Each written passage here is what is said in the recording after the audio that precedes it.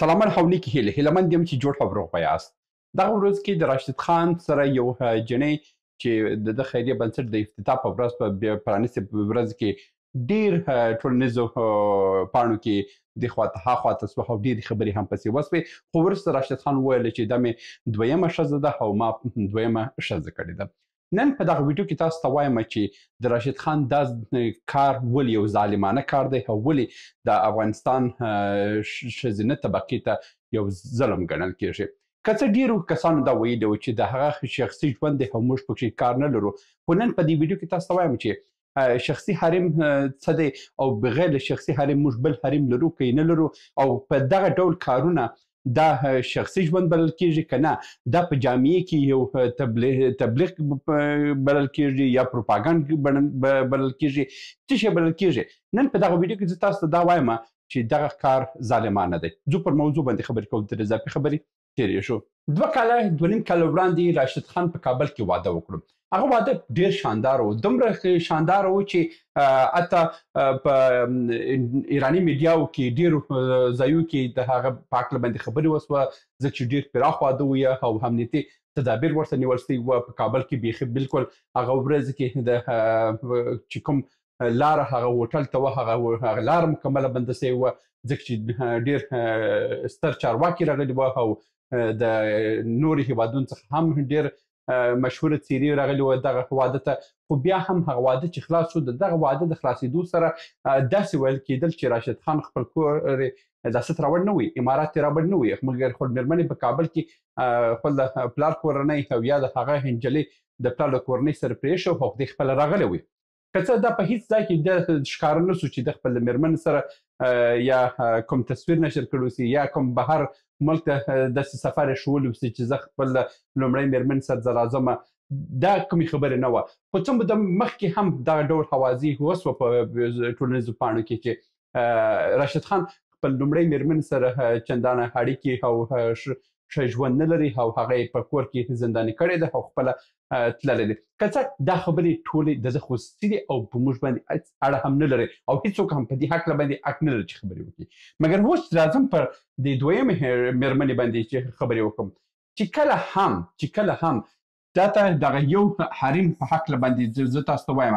چې شخصي حریم په ټوله دنیا کې یو حریم شته، هغه شخصي حریم دی. دلته ټولنیز حریم په دنیا کې نشته چې تاسو وایاست یاره دا د دې کس پابلیک پرایویسي ده. پابلیک پرایویسي هیڅ معنا نه لري چې یو شی پابلیک سو او عام سو او هغه د بیا راسي پرایویسي کې ته راسي، هغه پرایویسي څخه وتلې ده، هغه د حریم څخه وتلې ده. نو بیا دا ډول کارونه چې دي، دا ډول کار چې دی دا تبلیغات دی، دا جامعې کې رواجول دي، دا په جامعې کې یو عنعنه کول دی، دا په جامعې کې د یو ظلم رواجول دي. زه تاسو ته وایم چې په اسلام مبارک دین کې داسې کوم حادثه نشته چې ویل سوي وسي چې تاسو 2 3 4 ښځې وکړئ او دا تاسو ته ثواب لري. د دویمې ښځې کیسه چې وه دا په هغه وخت کې وه چې کله هم حضرت محمد صلی الله علیه وسلم په کوم غزوه کې چې ډېر اصحاب کرام شهیدان سوه، د هغه نه وروسته فکر کوم چې حضرت محمد صلی الله علیه وسلم ویلو چې تاسو هغه کوم ښځې چې کونډې سوي دي هغه تاسو ورسره واده وکړئ چې د هغوی ژوند خراب نه سي. نو په همدغه اساس باندې دا د دویم واده سنت طریقه چې ده د هغه ځای څخه پیدا سوه. مګر داسې خبره نشته چې تاسو ووایاست چې یوه مېرمنه مې په کور کې باید زنداني واوسي، زه ورسره په کلونو کې ورسره رابطه نه لرم، مګر زه بیا راسم دلته په اماراتو په لندن او په اروپا او په دې هېوادو کې بیا د بلې ښځې پسې وګرځم او دا هم بیا وکړم او دا بیا په عام محضر کې خلکو ته ووایم چې زما مېرمنه ده او ما بل واده هم کړی دی. د دویم واده چې دی دا په اسلام کې ویل سوي نه دي چې ته اوله مېرمن دې خواهشاتو پورې نه اوسي یا د اولې مېرمنې ژوند دې برابر نه اوسي یا د اولې مېرمنې څخه تا اجازه اخیستې نه اوسي ته بله شي بله مېرمنه وکړي او یا هم په کوم ستونزه پیدا سوي نه اوسي. ښه خبرې همدغه ده چې ډېر کله هم چې زما یو ملګری وویل انجینر صاحب نوم یې نه اخلم، د هغه مېرمنې اولاد نه کېدل، هغه خپله ځان به ښځه ونه کړه، د هغه مېرمنې وویلو چې ته ورځه یو بله ښځه وکړې چې یو اولاد مو پیدا سي او هغه مېرمنې ولاړه داسې خپل خاوند ته یې بله ښځه وکړه. یعنې هغه کس زما خپل مکتب د دورې ملګری و یا پوهنتون کې خو زه بل ځای وم خو هغه انجینر ولوستله، هغه خپله وویله چې ما دا دویم مېرمنه خپل په خوښه کړې نه ده. زما لومړۍ مېرمن تللې ده، ما ته دا مېرمنه یې کړې ده او هغه هم د دې خاطر باندې چې د اولاد ستونزه وه. خو له نیکه مرغه بیا وروسته د تداوي څخه هغه اولې مېرمن ته هم خدای اولادونه ورته ورکړه او اوس هغه ستونزه هم حل ده. نو داسې حالات چې کېږي لومړۍ مېرمن څخه باید اجازه واخیستل سي او لاړ شي بل واده وکړي. چې دا چې تاسو د لومړۍ مېرمن څخه اجازه اخیستې وي یا نه دې اخیستې هغه بېله خبره ده، مګر دغه ډول کار چې دی تاسو په جامع کې هم کول دا ښه کار نه دی. ښه مثال دا دی، زه په فیسبوک کې یو پاڼه لرم، په هغه کې حدودا 73,000 یو ډک فالوور دی او ډېر خلک هم هغه پاڼه تعقیبوي. که زه راسم په هغه پاڼه کې داسې غیر اخلاقي یا داسې غیر عنعنوي کارونه یا داسې غیر اسلامي کارونه یا داسې غیر کلتوري چې د جامعې سره برابر نه اوسي او زه په جامعې کې یو ظلم ته لمن ووم او هغه پروموټ کوم او هغه تبلیغ کوم او هغه خلکو ته ووایم چې دا ښه کار دی، دا بالکل غلط کار دی. که زه صحیح دی زه به ووایم چې فیسبوک ما شخصي پاڼه ده، هر څه چې مې زړه غواړي زه یې لیکم. دا نه، ما صحیح دی چې زما شخصي پاڼه ده. ستا شخصي پاڼه هغه وخت کېږي چې تی پرایویټ کې بل څوک یې ونه ویني او څه چې د زړه غوښتل بیا په هماغه پرایویټ کې خپلې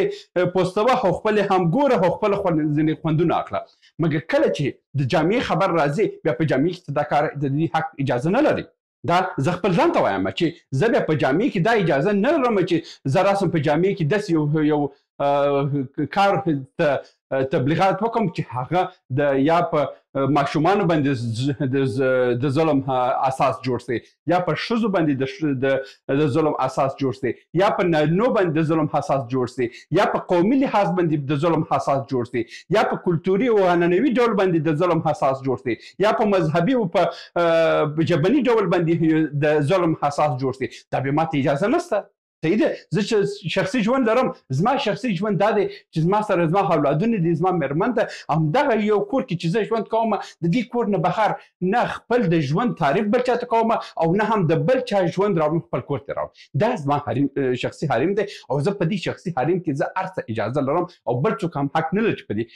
شخصي حریم کې داسې وکړي. مګر دا ځل کې بیا زه راځم په هم محضر کې راځم په خلک تشویقوم چې یا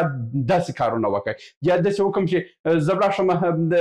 غیر اخلاقي ویډیوګانې جوړې کړم او دا په جامعې کې نشر کړم. دا جامعې کې بیا زما اجازه نشته. اوس د خدای مه کړي چې راشد خان دا غیر اخلاقي کار وکړي سي یا داسې وسي. مګر دا کار چې زه راځي په عام محضر کې وایي چې زه دویمه ښځه کوم، نو په اولې ښځې کې څه مشکل و؟ هغه ښځې مشکل په دې ویلی وای نو چې هغه مشکل دې ولې حل نه کړو؟ نو چې ته یو د مملکت پر سطح باندې یو لویه څیره یې، ته باید هغه غیر کلتوري، غیر عنعنوي او غیر اخلاقي، غیر مذهبي او ناقانونه ډول کارونه چې کېږي ته باید د هغو خلاف ودرېږي، ته باید د هغو په ضد باندې اقدام وکړي او خلکو ته ووایي چې دا کار ښه نه دی. مګر ته بیا راځي په هماغه ډول کارونه چې نورو خلکو کړي دي همدغه کارونه ته خپله کوي. پخوا یې ویله ویل خدای دې پښتانه ته پیسې نه ورکړي چې پیسې ورکړي بیا دومره ښځه کوي. نو اوس هم هماغه معطل تاسو پر تاسو باندې شین سو. نو چې تاسو ته په خدای پیسې راکړئ بیا تاسو دا کارونه شروع کړئ. نو دا کارونه په جامعې کې اجازه نه وه. که تاسو واده کړی وای هغه واده دې په پټه کړی وای، دا ستاسو شخصي ژوند و، راغلی نه وای دلته په عام مازر کې دا خبره کړې نه وای. ته یو ستوری وي، ته د ټوله هېواد دپاره یو نمونه وي، هر یو باید ستاسو په پل باندې پل هېښه وای او هغه په همدغه ډول باندې چې کوم ژوند تا غوره کړی په همدغه ډول ژوند باندې باید نورو ځوانانو همدغه ډول ژوند غوره کړی وای او همدغه ډول شهرت یې پیدا کړی وای، همدغه ډول فعالیت یې کړی وای چې په ټولو جامعې دپاره یې خیر رسولی وای. مګر نه، تاسو دغه ټولو کارو سره ته یو داسې اقدام وکړو چې هغه د جامعې د خوابدي سبب وګرځېدو. یعنې ډېر ځوانان په دې باندې خفه دي. بیا بالخصوص د ښځینه طبقه، دغه هر څه ښځینه طبقه چې وګوره په دغه انسټاګرام کې وګورئ، په فیسبوک کې وګورئ، دا ټوله خفه دي. دا څه موده وړاندې مجیب عارض یو پوسټ کړی و خو په فیسبوک کې ویل چې کله هم د یو ښځه د بل کس د دویمې ښځې خبر واوري نو په ناکه پورې خپل په میړه باندې شک سي. نو ګوره دا معنا دا ده چې دغه کوم کار چې د دویمې ښځې د یا داسې ډول باندې دی هغه په هغه قانوني ډول باندې هغه مذهبي اساس باندې داسې نه ده چې غیر مذهبي غیر قانوني او غیر خلاصه ته راسې بله ښځه وکړي او جامې کې هم دا پرموټ کړي چې ولا دویمه ښځه ډېر خوند کوي او ډېر ښه ده نو اوله یوه ښځه خو واخه په کور کې زنداني کړه په هغه باندې پوړنې واچوه په هغه باندې حجاب وکړه هغه د خدای او د رسول لپاره جوړ کړه او یو بله ښځه هم بیا وکړه دا د فیسبوک او د انستاګرام لپاره وکړه دا ښه خوند کوي دا نه دا کار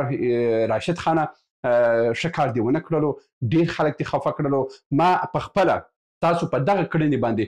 ته مې د انستاګرام کې هم انفالو کړلې په فیسبوک کې مې هم انفالو کړلې یعنې نور چې په کوم پوسټونه چې مې حتی ستا په شهرت باندې کړي وو ستاسو د کوم تصویرونه چې خپل په فیسبوک کې او خپل په انستاګرام کې نشر کړي وو چې ستاسو د تشویق دپاره او ستاسو د ښه کړنو له امله هغه مې ټوله ډیلیټ کړ یعنې دا کار د ښه نه وي چې ته راځې په جامې کې د دومره ظلمونو سره چې